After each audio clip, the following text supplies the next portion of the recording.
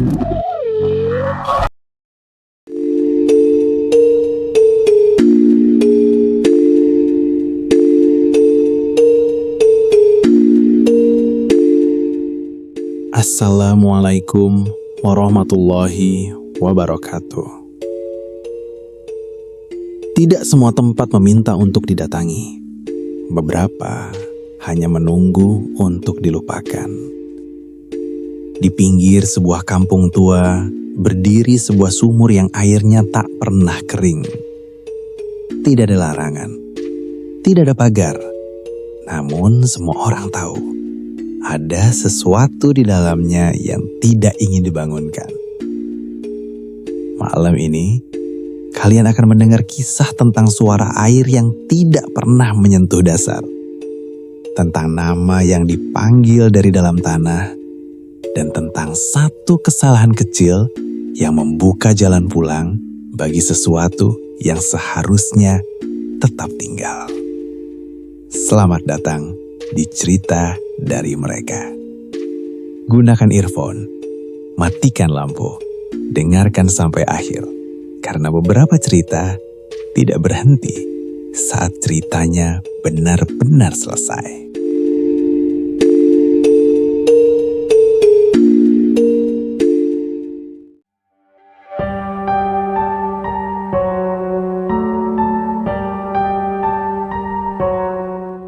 Di setiap kampung lama, selalu ada satu tempat yang tidak pernah disebutkan dengan suara keras. Bukan karena tidak dikenal, melainkan karena terlalu dikenal. Di pinggir kampung itulah berdiri sebuah sumur tua. Sumur yang airnya tidak pernah kering dan tidak pernah benar-benar digunakan. Tidak ada papan larangan. Tidak ada pagar pembatas. Namun, orang-orang tahu, mendekat berarti mengundang sesuatu yang seharusnya tetap tidur. Setiap maghrib, jalan kecil menuju sumur itu selalu kosong. Bahkan anak-anak yang biasanya berisik akan menunduk dan mempercepat langkah jika harus melewatinya. Bukan karena disuruh, tapi karena ada rasa yang menekan dada. Malam itu, 5 pemuda mendirikan tenda tidak jauh dari sana. Mereka datang dari kota, membawa tawa, membawa suara, dan tanpa sadar, membawa keberanian yang salah tempat. Raka, Bimo, Arif, Joni, dan Seno, mereka tidak tahu atau mungkin tidak peduli. Tempat beginian enak, sepi. Sepi bagi mereka berarti tenang. Padahal sepi tidak selalu berarti kosong. Api unggun menyala kecil. Langit gelap tanpa bulan. Dan dari kejauhan, bibir sumur itu hanya terlihat sebagai lingkaran hitam. Tidak ada yang menyadari. Sejak tenda berdiri, angin selalu bergerak dari arah yang sama. Dari sumur itu. Air minum mereka hampir habis. Bimo berdiri dan menunjuk ke arah gelap. Itu sumur ya? Tadi warga bilang jangan. Larangan kampung mah gitu. Kata jangan selalu terdengar kecil bagi orang yang belum pernah menyesal. Mereka berjalan mendekat. Setiap langkah membuat suara alam semakin pelan. Jangkrik berhenti. Angin mengecil. Seolah tempat itu sedang mendengarkan. Bimo menurunkan ember. Tidak ada suara air. Tidak ada percikan. Hanya sunyi yang terlalu dalam. Saat itulah tangan Joni tiba-tiba gemetar. Bukan karena dingin, tapi karena dia merasa ada yang menatap dari bawah. Tidak semua teror datang dengan suara. Sebagian datang sebagai perasaan yang tidak bisa dijelaskan. Dan malam itu, perasaan itu mulai melekat. Suara itu menggema terlalu lama, seolah tidak pernah mencapai dasar. Dan tanpa mereka sadari, sesuatu di dalam sumur akhirnya terbangun. Ada kesalahan yang dampaknya tidak langsung terasa. Bukan luka, bukan suara, melainkan perubahan suasana. Sejak ember itu jatuh ke dalam sumur, malam tidak lagi terasa sama. Api unggun mengecil, menyisakan bara merah yang sesekali berderak. Kelima pemuda itu kembali ke tenda. Tak ada lagi tawa, yang tersisa hanyalah rasa canggung dan satu perasaan yang sama, meski tak ada yang mengucapkannya. Mereka merasa tidak sendirian. Raka duduk bersandar, menatap gelap di luar tenda. Matanya sering melirik ke arah yang sama, ke arah sumur. Bukan karena melihat sesuatu, melainkan karena merasa ada sesuatu yang kini bisa melihat mereka. Sumur itu tidak mendekat, tidak bergerak, namun jarak bukan lagi menjadi pembatas. Bimo mencoba tertawa kecil. Besok kita pindah tempat aja. Tak ada yang menjawab. Diam lebih jujur daripada kata-kata. Malam semakin larut. Satu persatu terlelap, bukan karena tenang, tapi karena lelah menahan rasa waspada. Johnny terbangun. Dadanya terasa sesak. Bukan mimpi buruk. Ia yakin, sepenuhnya sadar. Ada momen ketika seseorang terjaga bukan oleh suara, melainkan oleh perasaan sedang diperhatikan. Johnny membuka mata. Gelap. Namun di balik gelap itu, ia mendengar sesuatu. Bukan dari luar tenda, melainkan dari dalam kepalanya. Johnny, ia menahan nafas. Nama itu disebut dengan cara yang salah. Bukan seperti orang memanggil, melainkan seperti air yang merembes di dinding tanah. Aku cuma capek. Namun, bisikan itu datang lagi, lebih dekat. Airnya tidak sampai. Johnny menutup telinga. Percuma, suara itu tidak lewat telinga, ia lewat pikiran. Ia melihat ke arah pintu tenda, tidak terbuka. Namun bayangan di kain tenda terlihat lebih gelap di satu titik. Seolah ada sesuatu berdiri di luar, menunggu. Johnny memejamkan mata, dan ketika ia membukanya kembali, bayangan itu masih ada. Tidak bergerak, tidak bernafas. Hanya ada. Teror yang paling efektif, bukan yang berlari mengejar, melainkan yang diam dan membuatmu ragu pada pikiran sendiri. Pagi datang dengan lambat. Kabut tipis menyelimuti area perkemahan. Seno terbangun dan, kalian dengar air semalam? Raka menoleh. Air? Seno mengangguk, kayak suara ditimba, pelan, dari jauh. Tak ada yang menjawab, karena masing-masing menyimpan pengalaman malam yang berbeda. Arif bermimpi tenggelam, Bimo terbangun dengan bau tanah basah di hidungnya, dan Johnny tidak menceritakan apapun. Ia hanya menatap tangannya sendiri, merasa kulitnya masih dingin, seperti baru saja menyentuh air yang tidak pernah melihat cahaya. Siang hari terasa lebih aman, namun rasa aman itu palsu karena sumur tua tidak butuh gelap untuk bekerja. Saat mereka mendekat untuk membereskan barang, Raka berhenti melangkah. Kalian dengar itu? Mereka semua terdiam. Plok, plok.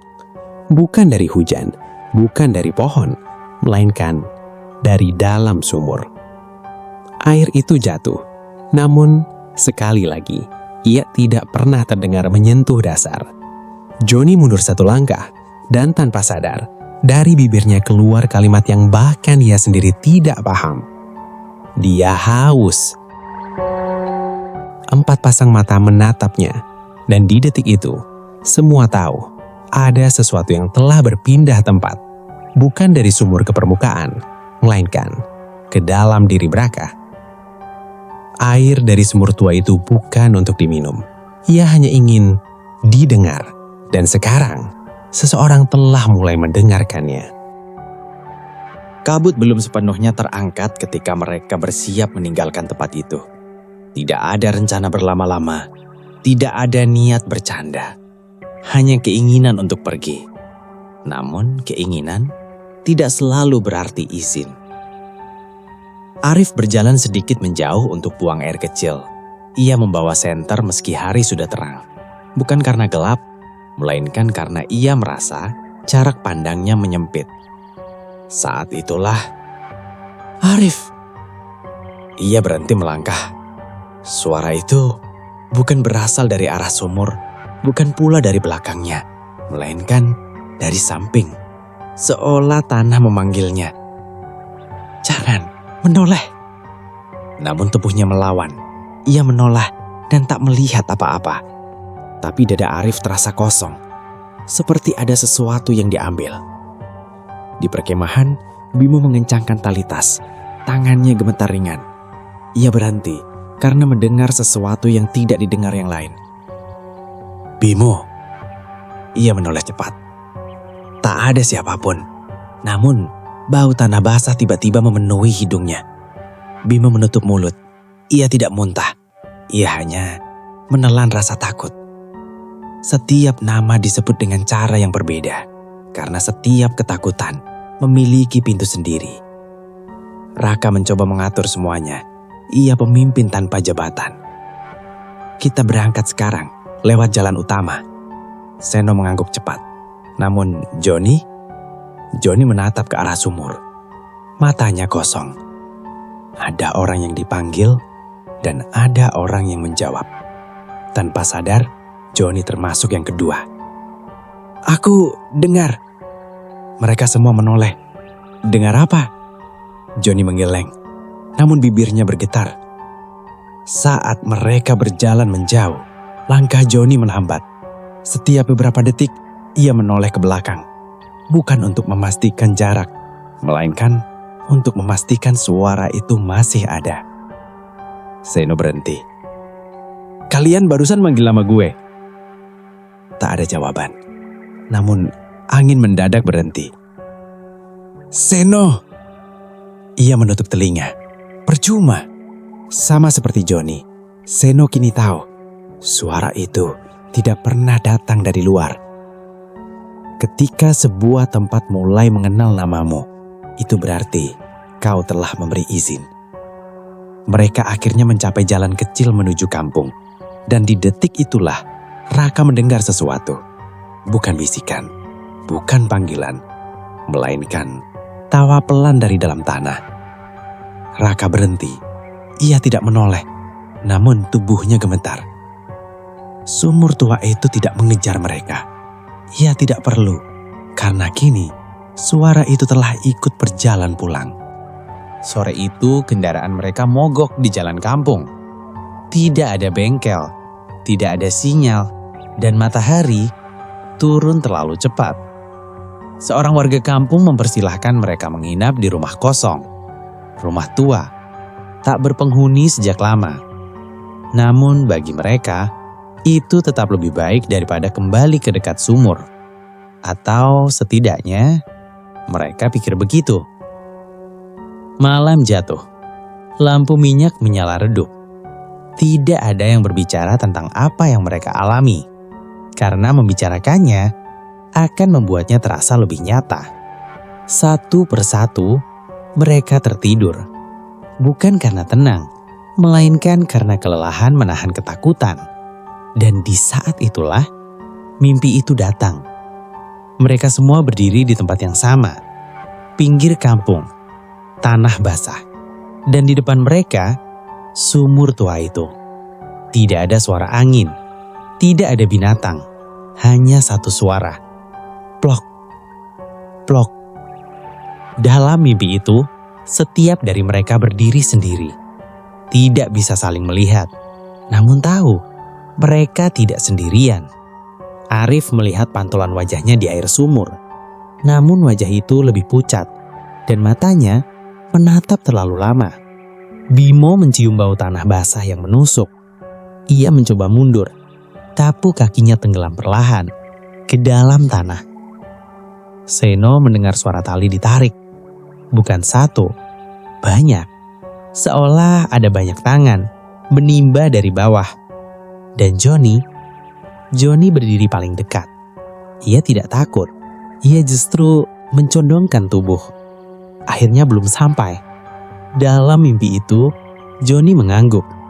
Mimpi itu berakhir dengan cara yang sama. Air di dalam sumur bergetar dan sesuatu bergerak ke atas. Mereka semua terbangun, hampir bersamaan. Keringat dingin membasahi tubuh. Kalian mimpi? Tak ada yang langsung menjawab. Namun tatapan mereka memberi jawaban yang sama. Johnny duduk terdiam. Matanya menatap lantai. Airnya belum sampai. Sunyi. Kalimat itu bukan berasal dari mimpi. Ketika mimpi dibagikan, itu berarti batas sudah dilewati. Dan sumur tua itu telah menemukan jalan baru, bukan lewat tanah, melainkan lewat tidur.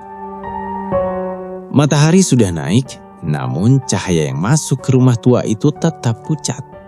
Seolah enggan menyentuh sudut-sudut tertentu. Mereka bersiap melanjutkan perjalanan, menunggu bantuan datang dari kampung. Namun satu hal terasa ganjil. Johnny terlalu tenang. Raka memperhatikan Johnny yang duduk dekat jendela. Tatapannya tidak keluar, melainkan ke pantulan kaca. Ia menatap terlalu lama, seolah sedang menunggu sesuatu muncul. "John, kamu gak apa-apa?" Johnny menoleh perlahan, terlalu perlahan. "Kenapa?" Nada suaranya datar. Tidak takut, tidak penasaran. Kosong. Ada ketenangan yang menenangkan, dan ada ketenangan yang justru membuat orang lain gelisah. Saat siang bergeser, Seno mendekati Johnny. "Semalam kamu mimpi juga kan?" Johnny tidak langsung menjawab. Ia mengangguk kecil. "Aku sering mimpi itu." Seno menegang. "Sering?" Mimpi yang sama bukan lagi sekedar kunjungan. Ia mulai menetap. Sore hari mereka duduk di teras rumah, menunggu kabar kendaraan. Angin bertiup dari arah yang salah, membawa bau tanah basah. Seorang warga tua lewat dan berhenti sejenak. Matanya tertuju pada Johnny. Tatapannya berubah. Bukan takut, melainkan pengenal. Anak itu sering menatap ke dalam. Raka menoleh. "Maksudnya, Pak?" Namun warga itu sudah pergi. Sebagian orang bisa melihat tanda. Sebagian lagi menjadi tanda itu sendiri. Malam datang lagi, dan Johnny kembali menatap. Kali ini bukan ke jendela, melainkan ke lantai, ke titik gelap di antara papan kayu. Bimo berbisik, "Dia ngapain sih?" Tak ada jawaban, karena Johnny tersenyum kecil. Senyum yang bukan miliknya. Ketika seseorang terlalu lama menatap kegelapan, kegelapan akan belajar menatap balik. Malam itu, Raka terbangun. Ia tidak mendengar suara, namun ia merasakan sesuatu berubah posisi di ruangan itu. Ia membuka mata. Johnny berdiri, menghadap dinding. Diam, tidak bergerak. Raka berbisik gemetar. "John?" Johnny tidak menjawab. Namun dari celah lantai, terdengar suara air menetes. Plok, plok. Air itu tidak datang dari sumur. Sumur itu sudah terlalu dekat. Pagi itu rumah tua masih terbungkus sunyi yang berat.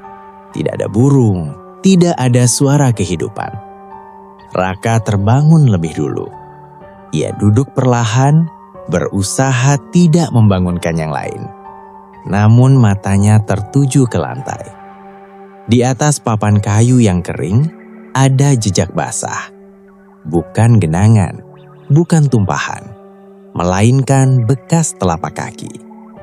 Jejak itu tidak menuju pintu. Ia tidak menuju jendela.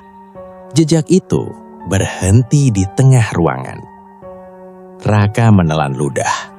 Ia mengulurkan tangan, menyentuh lantai. Dingin, basah, namun tidak berbau. Raka berbisik, "Seno." Seno terbangun, mengucek mata, lalu membeku. "Semalam hujan." Raka menggeleng. Bimo dan Aris ikut bangun. Mereka semua berdiri mengelilingi jejak itu. Tidak ada yang bertanya, karena jawabannya terlalu jelas. Tanah bisa basah karena air, namun lantai kering hanya basah karena sesuatu berjalan di atasnya. Johnny belum bangun, atau setidaknya belum bergerak. Ia duduk bersandar di sudut ruangan.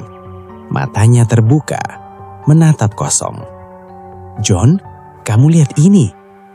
Johnny tidak menoleh, namun bibirnya bergerak. Dia naik.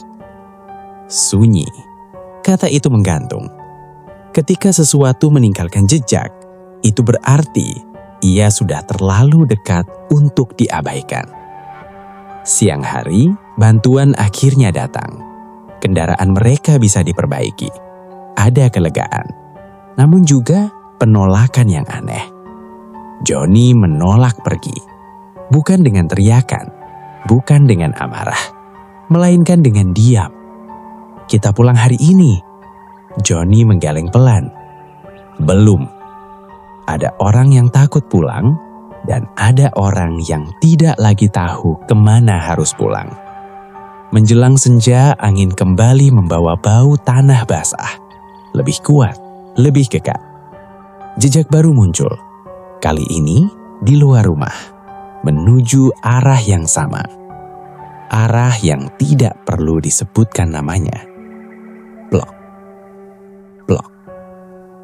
Jejak itu tidak dibuat untuk diikuti. Ia dibuat sebagai undangan.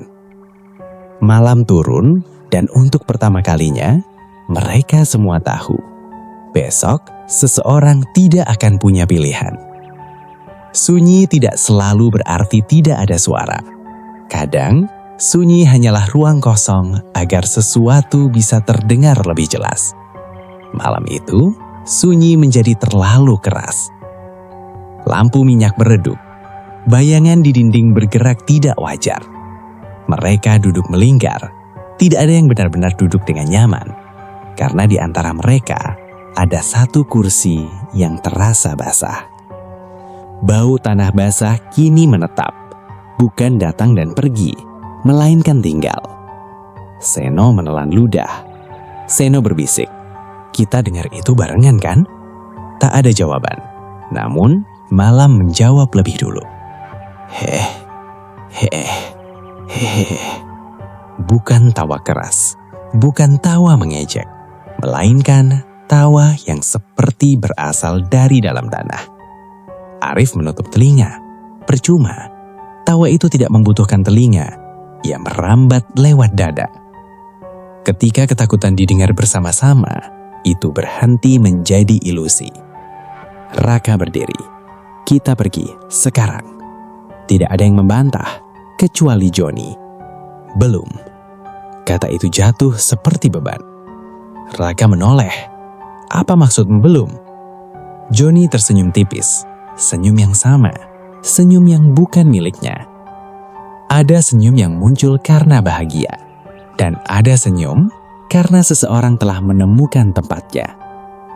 Tawa itu terdengar lagi. Lebih dekat. Lebih dalam. Jejak basah muncul kembali. 1, 2, 3.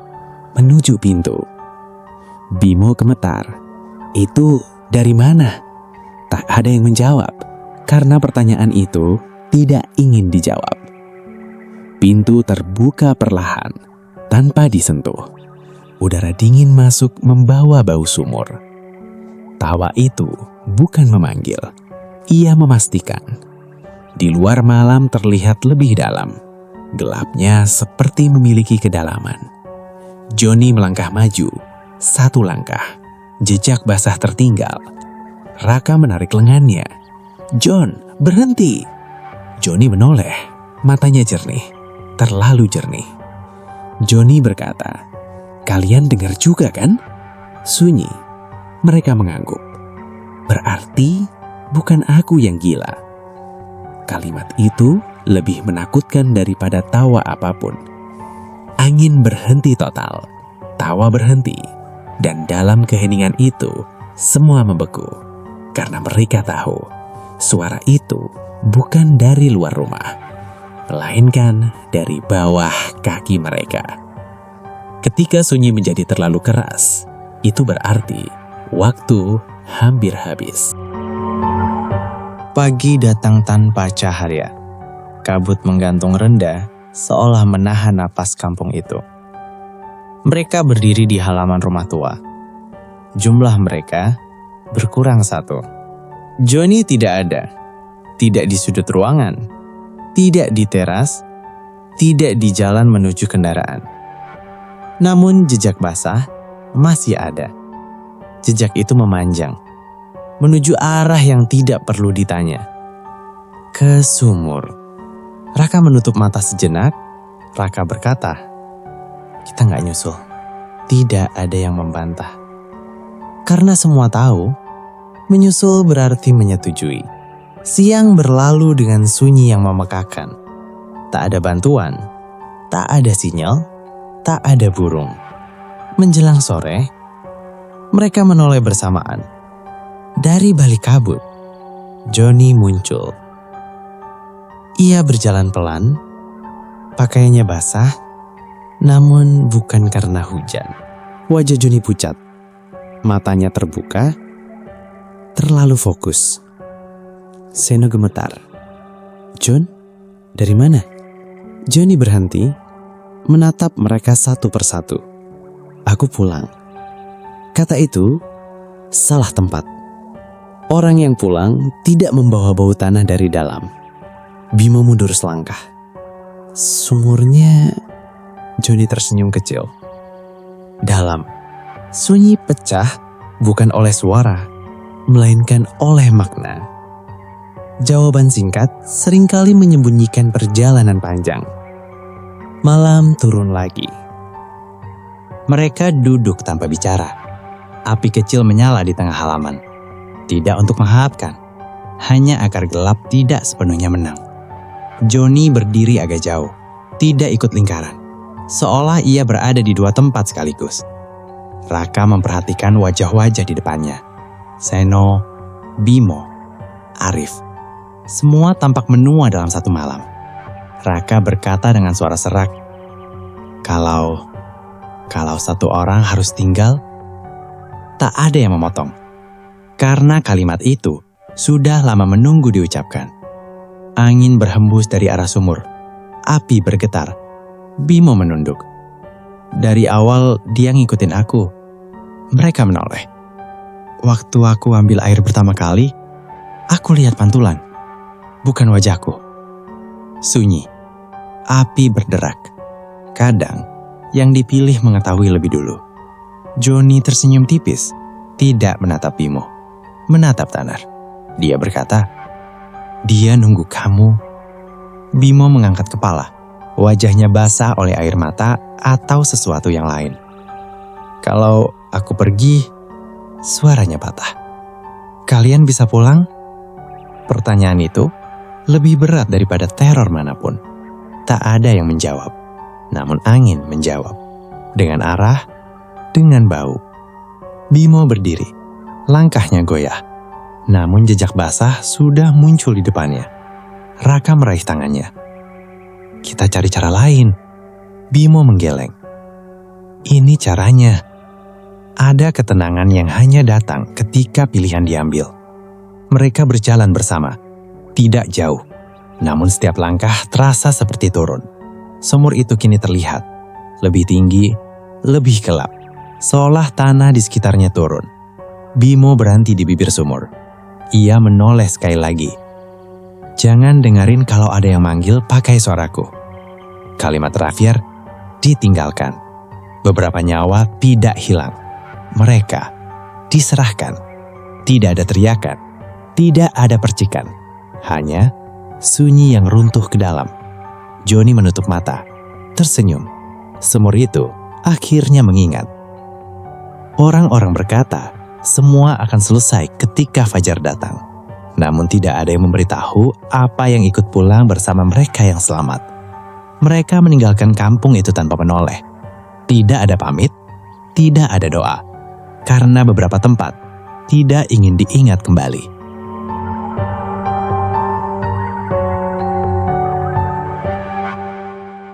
Perjalanan pulang berlangsung sunyi.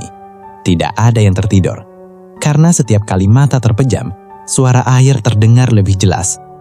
Pelok, pelok. Raka membuka mata. Ia tahu suara itu tidak nyata. Namun tubuhnya bereaksi seolah nyata. Trauma tidak selalu berteriak. Ia belajar meniru ingatan. Mereka tiba di kota. Kehidupan berjalan seperti biasa. Lampu terang, suara kendaraan. Manusia berlalu lalang. Hari-hari berlalu. Seno mulai berbicara sendiri. Bukan keras, hanya bisikan pendek. Aku ngambil air lagi. Raka pura-pura tidak mendengar. Karena mendengar berarti mengakui. Johnny paling berubah. Ia berhenti bekerja, menghabiskan waktu di kamar mandi, duduk lama, menatap saluran air. Suatu malam, Raka terbangun. Ia mencium bau tanah basah di dalam rumahnya sendiri. Ia berjalan perlahan menuju kamar mandi. Pintu terbuka. Johnny berdiri di sana. Lampu mati. Namun wajahnya terlihat basah, bukan oleh air keran. Raka bergemetar. John? Johnny menoleh, tersenyum tipis. Senyum yang sama. Dia tenang sekarang. Raka mundur selangkah. Siapa? Johnny tidak menjawab. Ia menatap lubang pembuangan. Beberapa nama tidak perlu disebut agar tetap hidup. Air di lantai kamar mandi bergerak. Bukan mengalir, melainkan mengumpul. Raka menutup mata. Ketika membukanya kembali, Johnny sudah tidak ada. Kamar mandi kering, bersih, seolah tak pernah terjadi apa-apa. Seno pindah kota sebulan kemudian. Ia tidak pernah memberi kabar. Namun sesekali Raka menerima pesan suara. Pelok, pelok. Tidak ada suara Seno, hanya air. Raka hidup sendiri sekarang. Menghindari sumur, menghindari kamar mandi gelap, menghindari sunyi terlalu lama. Namun, setiap malam, pada jam yang sama, Raka selalu terbangun. Bukan karena suara, melainkan karena perasaan. Bahwa sesuatu masih menghitung. Dan di sebuah kampung di pinggir kota, sumur tua itu kini tetap ada. Airnya tenang, tidak meluap, tidak memanggil. Karena ia tahu, yang pernah datang akan selalu membawa jalan pulang.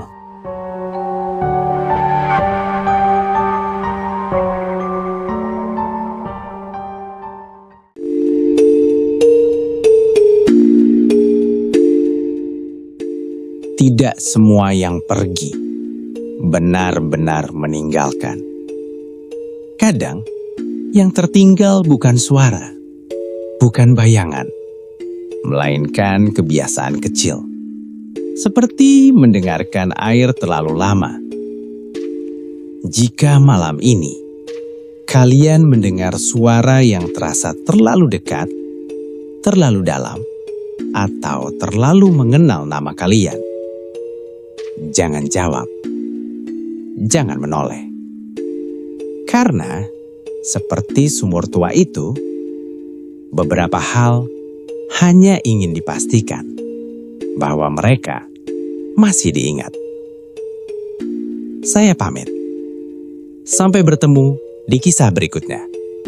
Di cerita dari mereka. Wassalamualaikum warahmatullahi wabarakatuh.